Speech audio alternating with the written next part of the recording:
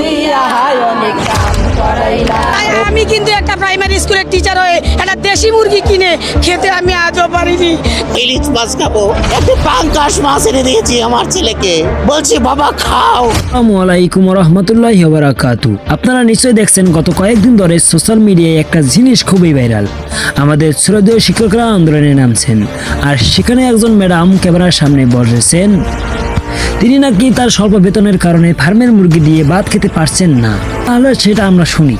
একদিন একটা ফার্মের মুরগি কিনেছিলাম বাচ্চাকে খাওয়ানোর জন্য, আজ থেকে 20 বছর আগে। সেই ফার্মের মুরগির গন্ধ নাকে বয়ে আমার আজও বেড়ায়। তাই আমি কিন্তু একটা প্রাইমারি স্কুলের টিচার হয়ে একটা দেশি মুরগি কিনে খেতে আমি আজও পারিনি। বাহ, কি সাহস, কি যুক্তি ম্যাডাম! আপনার বেতন তো একবারে কম না ম্যাডাম, একদম শূন্য না, তাই না ম্যাডাম? সরকারি একজন প্রাথমিক শিক্ষকের বেতন যদি 18 থেকে 20,000 টাকা হয়, বেতন গ্রেড অনুযায়ী আরো বেশি হতে পারে। তারপর স্বামীর ইনকাম তো আছে। তাহলে এই যুগে কি সত্যি ফার্মের একটা মুরগি দিয়ে ভাত খাওয়া যায় না ম্যাডাম? আচ্ছা, আমাদের দেশের একজন সাধারণ কৃষক, একজন দিনমজুর, যার মাসিক ইনকাম 10 থেকে 12,000 টাকা, সে তো তার সংসার চালায়, তার স্ত্রী সন্তানরাও তো খায়। তাহলে আপনাদের এত টাকা লাগে কিসে? বিলাসবহুল জীবন, প্রতিদিন বলারের জায়গায় দেশি মুরগি চাই। আমরা যারা বেকার নতুন চাকরির অপেক্ষায় আছি, তারা তো স্বপ্ন দেখি কোনো মতে একটা সরকারি চাকরি পাবো। আর আপনারা বলছেন মুরগি খেতে পারছি না। আমার তো মনে হয় এত কম বেতনে যদি আপনাদের কষ্ট হয়, আপনাদের যদি মুরগি খাওয়া না চলে, তবে দয়া করে চাকরি ছেড়ে দিন। হাজার হাজার যোগ্য বেকার যুবক যুবতী বসে আছে।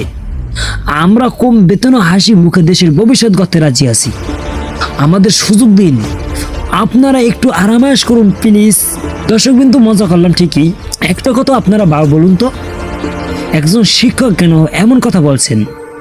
কেন তারা রাস্তায় নামতে বাধ্য হচ্ছেন? এর কারণ কিন্তু শুধু মুরগি না, এর পেছনের কারণটা হলো মর্যাদা। কিছু পয়েন্ট নিয়ে আমি কথা বলি। পয়েন্ট নাম্বার 1, বেতনের বৈষম্য। একজন শিক্ষক স্নাতক বা স্নাতকোত্তর ডিগ্রি নিয়ে, দীর্ঘ প্রশিক্ষণ নিয়ে যখন চাকরিতে প্রবেশ করেন, তখন তিনি যে গ্রেডে বেতন পান, একই শিক্ষাগত যোগ্যতা বা এর থেকেও কম যোগ্যতা নিয়ে অন্য সরকারি দপ্তরের কর্মচারীরা তার থেকে অনেক ভালো গ্রেডে বেতন পান। এটা কি বৈষম্য নয়? দ্বিতীয় নম্বর পয়েন্টে, তাদের যে কাজের চাপ। প্রাথমিক শিক্ষকরা শুধু বাচ্চাদের পড়ান না, তাদের উপবৃত্তির তালিকা তৈরি করতে হয়, জন্ম নিবন্ধন ডেটা সংগ্রহ করতে হয়, নির্বাচন বা আদমশুমারির মতো নানা কাজে অংশ নিতে হয়। এত দায়িত্ব, এত চাপ, কিন্তু সেই তুলনায় বেতন বা মর্যাদা কি তাদের দেওয়া হচ্ছে? জাতির ভবিষ্যৎ হিসেবে একটা জাতির ভিত্তি কিন্তু প্রাথমিক বিদ্যালয় থেকে শুরু হয়। তাদের যে কঠোর পরিশ্রম, ছোট ছোট বাচ্চাদের কিভাবে যে পড়াতে হয় সেটা আমরা জানি। যাদের ঘরে ছোট বাচ্চা আছে তারা জানে।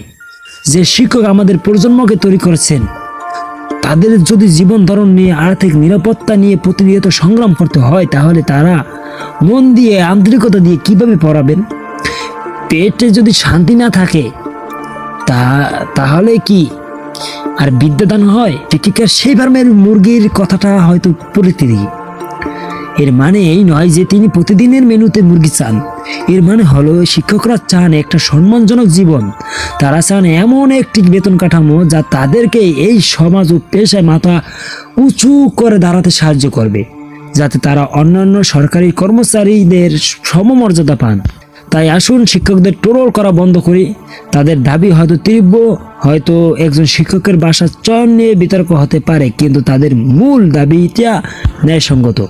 সরকারের প্রতি আমার অনুরোধ, প্রাথমিক শিক্ষকদের 10ম গ্রেড সহ তাদের ন্যায্য দাবিগুলো দ্রুত বিবেচনা করুন। আমাদের শিশুদের ভবিষ্যৎ তাদের হাতে। এই শিক্ষকদের হতাশ করবেন না। আর সবার প্রতি আমার অনুরোধ, আমরা সবাই যেন আমাদের শিক্ষকদের সম্মান করি। তারা আমাদের অন্ধকার থেকে আলোয় নিয়ে আসেন। একজন শিক্ষক যখন হাসি মুখে নিশ্চিন্ত মনে করে ক্লাসরুমে প্রবেশ করবেন, সেদিন আমাদের জাতি আরো এক ধাপ এগিয়ে যাবে। আপনি কি মনে করেন? কমেন্ট করে জানান। সবাই ভালো থাকবেন, সুস্থ থাকবেন। জয় বাংলা, জয় বঙ্গবন্ধু। না, ভালো থাকবেন। খোদা হাফেজ। বাংলাদেশ জিন্দাবাদ। না, খোদা হাফেজ, টাটা।